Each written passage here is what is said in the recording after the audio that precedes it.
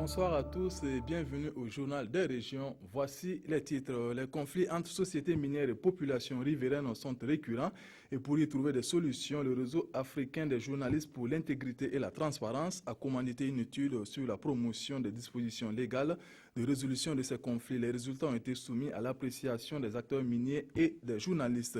Aujourd'hui, des activités telles que l'orpaillage ou la prostitution exposent les enfants à de pires formes de travail. Pourtant, des lois existent pour protéger ces enfants, mais leur méconnaissance fait que ces pratiques perdurent malgré les dangers qu'elles représentent pour cette frange de la société.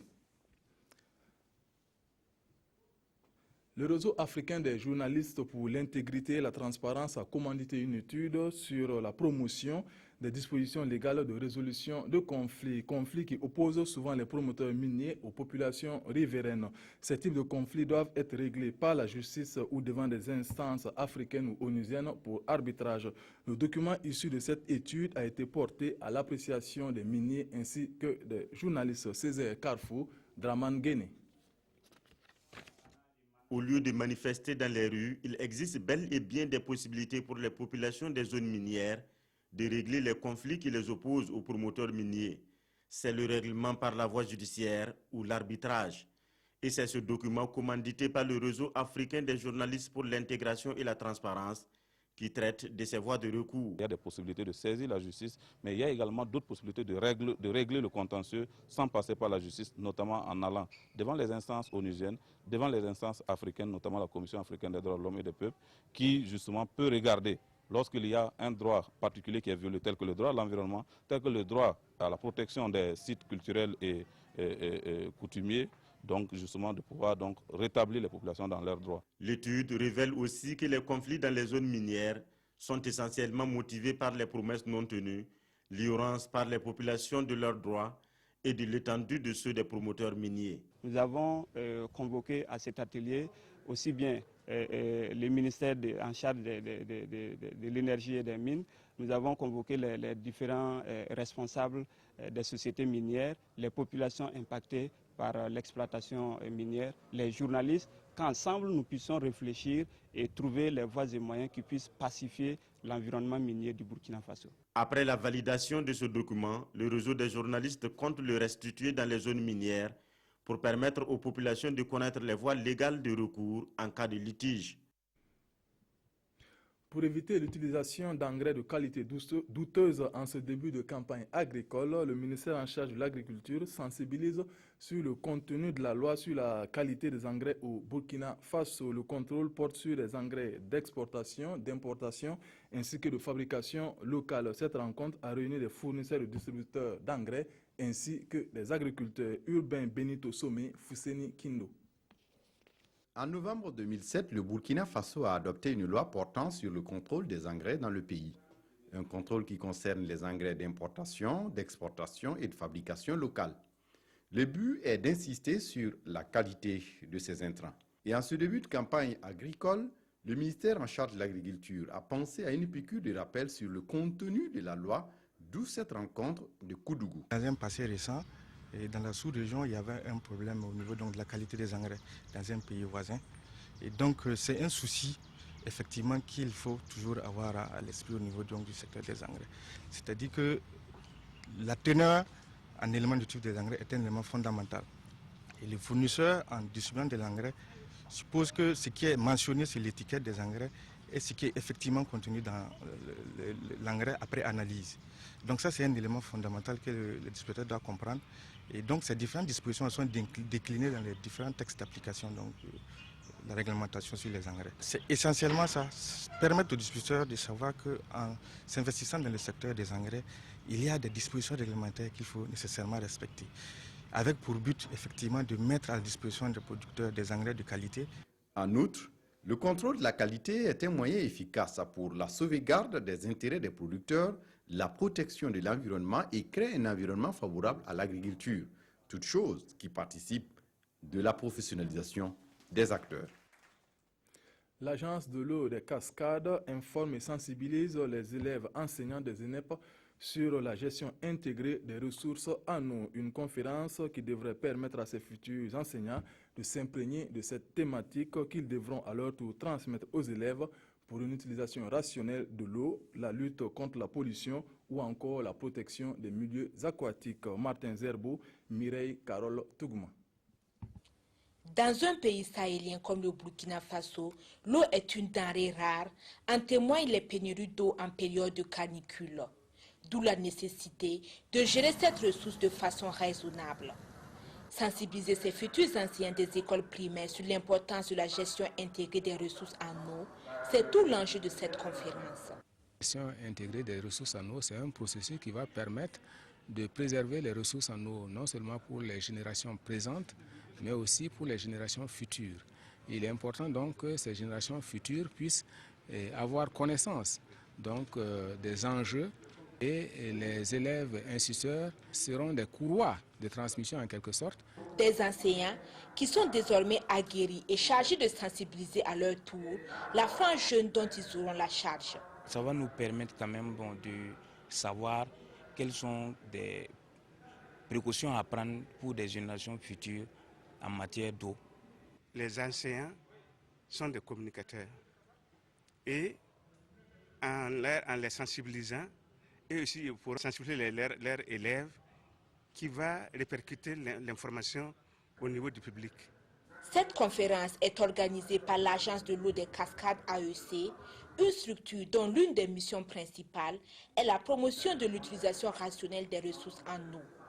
L'AEC prévoit étendre cette formation aux élèves enseignants de l'ENEP de Gawa. Conflits armés, travaux sur les sites d'orpaillage, prostitution, voici des situations de pire forme de travail dont sont victimes les enfants. Pourtant, des instruments juridiques existent en matière justement de protection des enfants. Seul bémol, ces textes sont méconnus des acteurs qui sont sur le terrain. La coalition au Burkina pour les droits des enfants veut remédier à cela en formant des leaders d'opinion sur cette question. Karim Ilboudo, Siriki Milogo, Romenki. Tous n'ont pas la même compréhension des textes législatifs en matière de protection des droits de l'enfant. C'est pour cette raison que la COBUFAD, la coalition au Burkina Faso pour les droits de l'enfant, forme ses leaders d'opinion sur les bonnes pratiques en matière de protection des droits des tout-petits. La COBUFAD a jugé bon de réunir encore l'ensemble des acteurs de la région qui œuvrent dans ce domaine-là pour faire un peu le point de la plupart des textes qui ont été pris en matière de protection des droits de l'enfant. Je pense que c'est une bonne chose. Maltraités et exploités, les enfants sont souvent victimes de graves injustices, dont les pires formes sont entre autres la prostitution, les conflits armés et les travaux sur les sites d'orpaillage. Nos objectifs sont les mêmes que nos missions de toujours, qui sont de respecter et de faire la promotion, la protection des droits des enfants au Burkina Faso, en Afrique comme partout ailleurs dans le monde. Voilà. Et en cela aussi, nous voulons quand même que nos partenaires, que ce soit les autorités, puissent s'impliquer, s'imprégner davantage dans cette mission de véhiculer les droits de l'enfant un peu partout dans notre sphère, c'est-à-dire dans le pays, afin que quand même cela soit connu de tous. Chaque 16 juin est célébrée la journée africaine de l'enfant. Une journée en souvenir du massacre d'enfants de Soweto sous le régime d'apartheid en Afrique du Sud. Les différents services du centre hospitalier national universitaire Yalgado Ouedraogo sont en atelier depuis ce 20 juin à Ouagadougou. Objectif, valider les protocoles de soins en vue de l'amélioration de la prise en charge des malades au sein de cette institution sanitaire. Mokhtar Ouedraogo, Bouma, Ernest Nebié. L'hôpital Yalgado Ouedraogo veut améliorer davantage la qualité de ses soins, d'où cet atelier de 112 heures pour valider des protocoles thérapeutiques élaborés par l'ensemble de ses services. Et qu'est-ce qu'un protocole thérapeutique? C'est comment, devant un malade donné, mobiliser les connaissances et les pratiques professionnelles afin de trouver une situation adaptée à sa situation pour que la prise en charge soit adaptée et que l'état de santé soit recouvré. Ou bien même si l'état de santé n'est pas recouvré, qu'on ne débouche pas sur des conséquences néfastes de l'acte médical. La validation de ces protocoles de soins va, selon le directeur général de l'hôpital Yalgado Ouedraogo, permettre de gérer au mieux les cas urgents. Vous savez que les urgences, c'est vraiment la porte d'entrée de l'hôpital, donc c'est la partie très sensible. Donc il faut effectivement qu'à un moment donné, on puisse avoir une compréhension commune, que tout le monde dans son service sache que lorsque un malade quitte la porte d'entrée que sont les urgences, toutes les autres chaînes des urgences là, doivent être également dans la même disposition de réaction rapide pour que le malade puisse être effectivement sauvé. Une amélioration de la qualité des soins qui doit également passer par l'augmentation des ressources humaines qualifiées, du matériel et des infrastructures appropriées. Le Conseil régional du Centre de l'Ordre national des infirmiers et infirmières a tenu sa première assemblée générale. À cette occasion, le Conseil a renouvelé son instance dirigeante et c'est Pascal Tendano qui prend désormais la présidence. Il compte mener des actions en vue d'assainir le milieu de la santé. Mokhtar Ouedraogo, Monkon, Dabiré. Pascal Tendano, nouveau président du Conseil de l'Ordre des infirmiers et infirmières de la région du Centre. L'homme est porté à la tête de l'ordre régional par ses pairs pour un mandat de 4 ans. Avec une équipe de 15 personnes, le nouveau maître à bord devra rassembler les infirmiers et infirmières autour d'un idéal commun, celui du bien-être des populations, mais surtout redynamiser l'institution.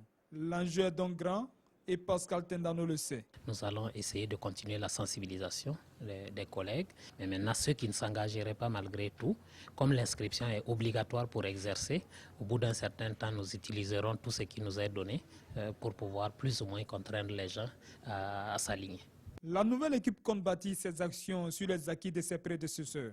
En effet, le bilan dressé par l'ancienne équipe laisse entrevoir des motifs de satisfaction. Et les grands points, c'est surtout la visibilité de l'ordre, le fonctionnement même de l'ordre au niveau du centre, et surtout les activités de sensibilisation. Cette assemblée générale a vu la présence du président de l'ordre des médecins de la région du centre, le professeur Charlemagne Ouedraogo.